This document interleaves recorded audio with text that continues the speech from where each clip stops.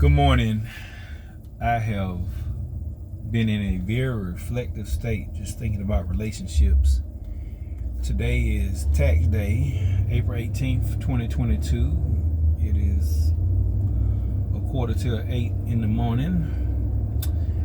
And in relationships, when you go through transition, you go through the tough times, you go through those things that could make, well, I ain't gonna say make, but that could cause a breakup. That could cause a never look back and keep moving forward. When we go through these types of transitions, we have to,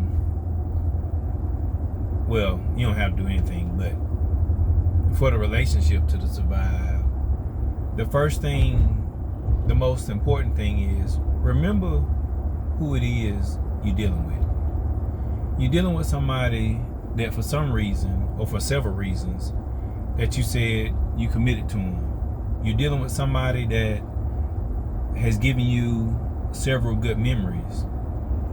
Now, possibly the memories can be more bad than good, and that's when you have a decision to make to move forward. But I'm talking about when there are events that happen, but you have more good in the relationship than you do have bad. You have more good investment in the relationship moving forward than you do bad. Even though something major happened, you still find it difficult to really look at this person in a bad light. These are the relationships that I'm talking about. And the reason I'm saying this is because several people will let a great thing go based on something that can help both of you grow stronger in the chords of love connect versus the disconnect. With that preface, I would like to move forward in how to restore. Again, don't forget who you're dealing with. You're dealing with somebody that you really do love. You're dealing with somebody that really does love you. And realize your part in the situation, or whatever external part that happened that neither one of you,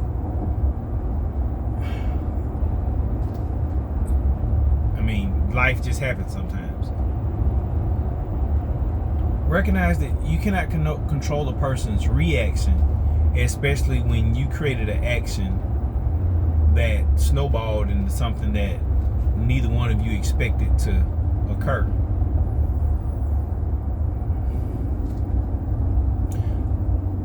Be careful of the blame game and attacking or abusive words.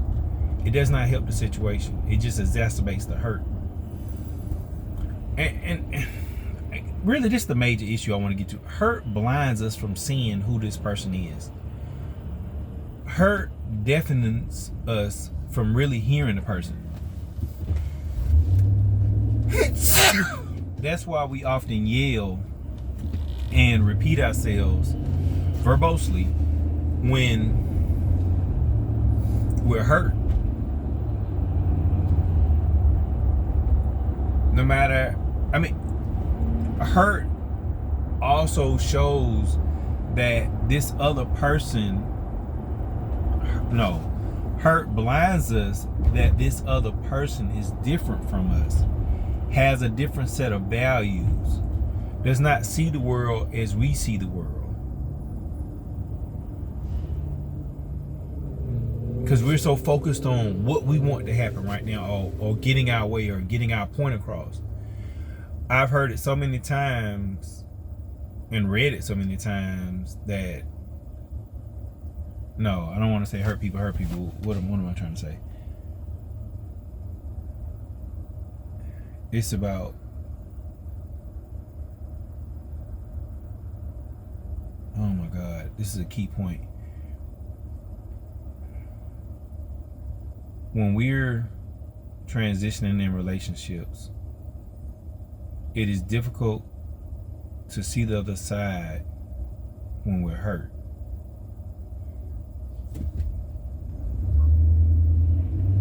You can choose to be right in a relationship, or you can choose to be in a relationship.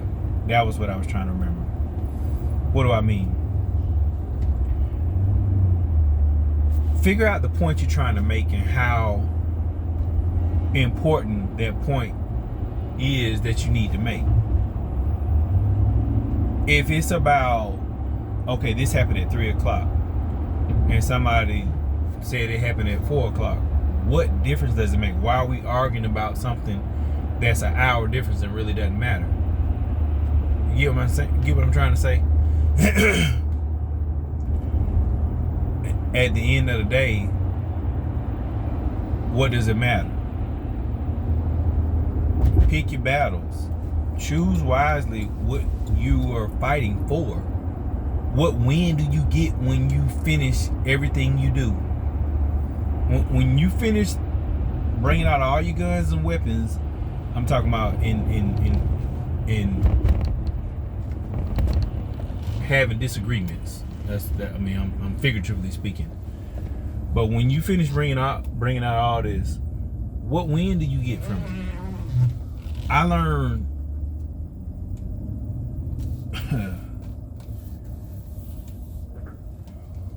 if you're not gaining territory, or you're not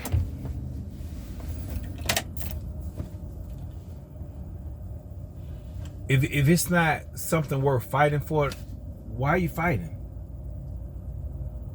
Why do we keep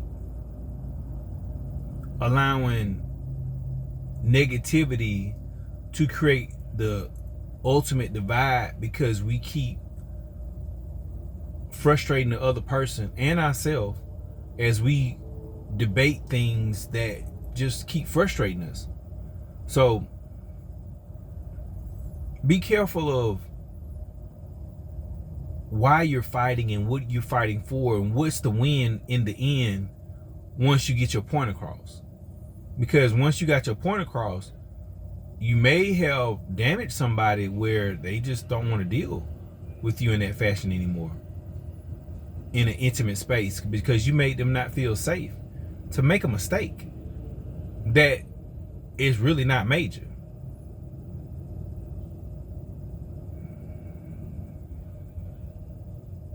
If somebody's life is on the line, that's something major. And a lot of us say what we would do when we're in a situation, but a lot of us never know what we'll do when we're in a very serious situation. I look at things I've encountered where I've seen people with similar situations throw other folks' kids away because they don't want to deal with them, but then with their own kids fight tooth and nail and go over and beyond and expect other people to treat them as they would. I mean, it's not really fair, especially when you throw other folks' kids away and even allow your own kids to be disrespectful or whatnot to the people who truly trying to care about your kids. And I'm just throwing it up because there are a lot of blended relationships and families out here, and a lot of times people will say what they would do or how they would feel, and at the end of the day, they don't necessarily care about you or your children the way you care about them or their children. And we have to be careful of agendas. And I'm losing track, but all around what are we fighting for? So in this hurt blinders and deafeners, we have to remember who the person is, refrain from attacking, give the person patience, kindness, respect, and these are three major keys of love: mercy and grace. Mercy means, okay, you just cussed at me, but I ain't gonna hold it against you. Grace is, you don't deserve me cooking for you right now, but I'm gonna do it anyway. You don't deserve me running across town to comfort you right now, even though what we going through is a us issue. But I'm gonna come across town and comfort you anyway. You owe me, but I'm gonna go on and give to you right now because you in need or whatever. And I'm talking about serious committed relationships.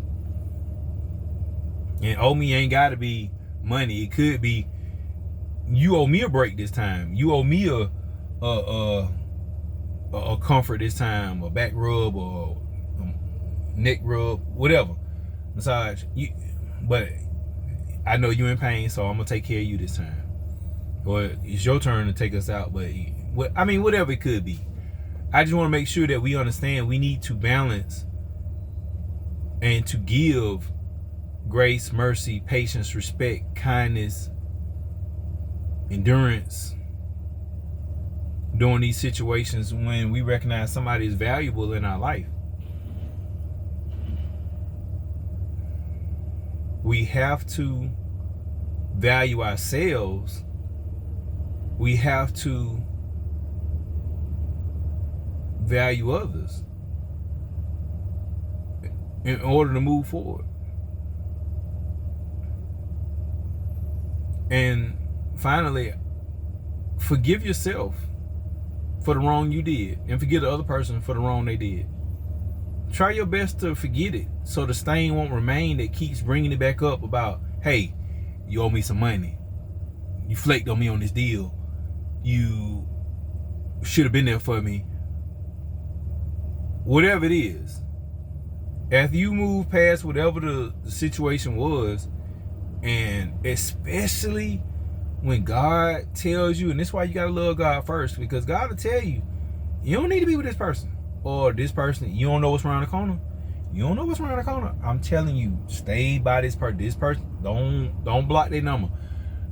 Don't delete, no matter what they done said, because they done had a little fit or whatever. Don't delete and block their number. Keep them in your life. There's something bigger on the line.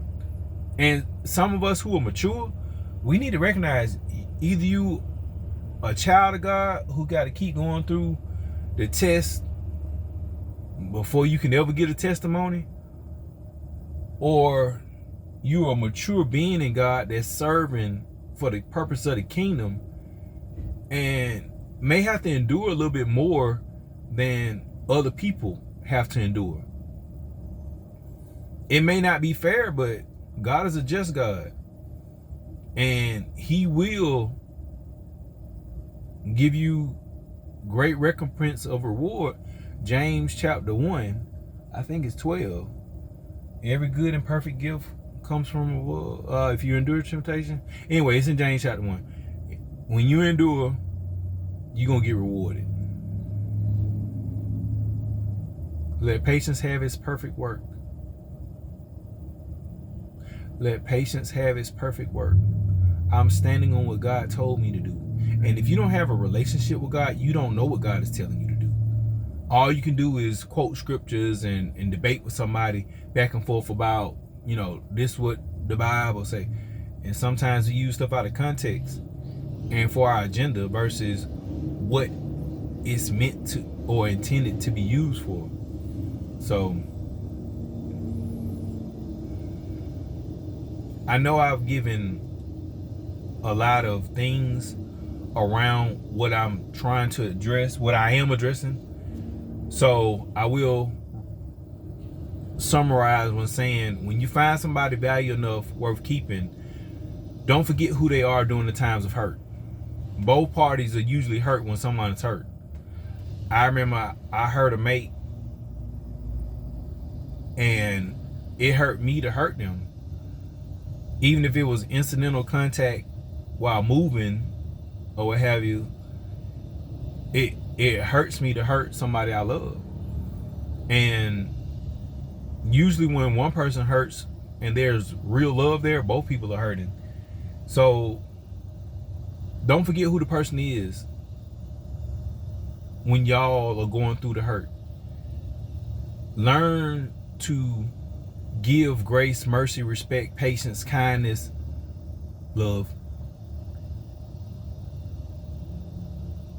forgiveness, and forgive yourself during the process of transitioning for better. Relationships don't last when these keys are not practiced. You choose what you use, lose, abuse, or refuse in relationships.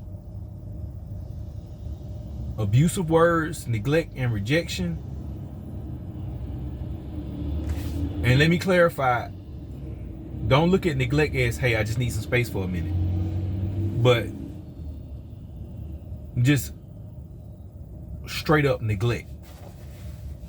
I don't respond to messages. I don't call back within the 24-hour period. Sometimes we need space. We both have our separate lives, especially in these modified blended families. People living in two different households, trying to make a relationship work. Got kids on both sides. I'm sensitive to my kids and their issues and how they feel about it.